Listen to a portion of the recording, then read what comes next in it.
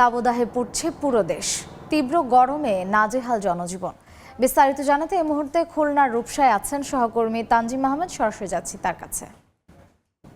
খুলনা অঞ্চলে যে তাপমাত্রার টেম্পারেচার এর ফলে কিন্তু এক ধরনের নাভিশ্বাস অবস্থা খুলনা অঞ্চলের প্রতিটি জনপদে, অর্থাৎ তীব্র যে গরম, এই গরমের ফলে সৃষ্ট যে পরিস্থিতি, এর ফলে স্বাভাবিক যে কার্যক্রম প্রতিটি মানুষের, সেখানে কিন্তু এক ধরনের স্থবিরতা নেমে এসেছে।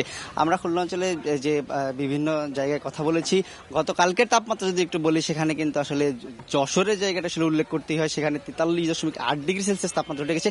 এটি কিন্তু আসলে সর্বোচ্চ, এবং গত 25 বছরের মধ্যে কিন্তু গত সোমবারে খুলনাতে 41.8 ডিগ্রি যে তাপমাত্রা ছিল, সেটি ছিল 25 বছরের মধ্যে রেকর্ড। অর্থাৎ প্রতিনিয়ত যে এই তাপমাত্রা 40 ডিগ্রির ঘর পার হয়ে আরও বেশি ছাড়াচ্ছে, এর ফলে কিন্তু জনজীবনে এক ধরনের স্থবির অবস্থা নেমে এসেছে। আমরা এখানে যে বিভিন্ন শ্রেণী পেশার মানুষ রয়েছে, তাদের সাথে কথা বলছি, যারাই নিত্য প্রয়োজনীয় কাজে বাইরে বের হচ্ছেন, তারা কিন্তু আসলে এক ধরনের অস্বস্তিকর অবস্থার মধ্যেই তাদের বের হতে হচ্ছে। এবং রাস্তাঘাট যে সকাল এখন 10টার বেশি বাজে, তারপরেও কিন্তু বিভিন্ন রাস্তাঘাট আমরা কিছুটা ফাঁকা দেখতে পাচ্ছি, যদিও আজকে বন্ধের দিন। তারপরেও আসলে অন্যান্য দিনের তুলনায়ও স্বাভাবিক যে মানুষজনের কার্যক্রম, সেই কার্যক্রমগুলো কিন্তু স্বাভাবিকভাবে করতে বেশ বেগ পেতে হচ্ছে বলে সাধারণ মানুষ আমাদের জানিয়েছেন। এছাড়া যারা সাধারণ মানুষ, তারা কিন্তু আসলে ছাতা মাথায় দিয়ে অথবা অন্যান্য যে কোনোভাবে তারা চেষ্টা করছেন যে যেন তাদের বাইরে বের হতে রোদের তাপ থেকে যতটুকু সম্ভব আসলে বেঁচে থাকা যায়, সেই চেষ্টাটি তারা করছেন। এর বাইরে খুলনার যে এই তাপমাত্রার প্রভাবে কিন্তু শুধু যে জনজীবন স্থবিরতা নেমে এসেছে এমনটি নয়, উৎপাদন খাতগুলোতেও কিন্তু বিভিন্ন ধরনের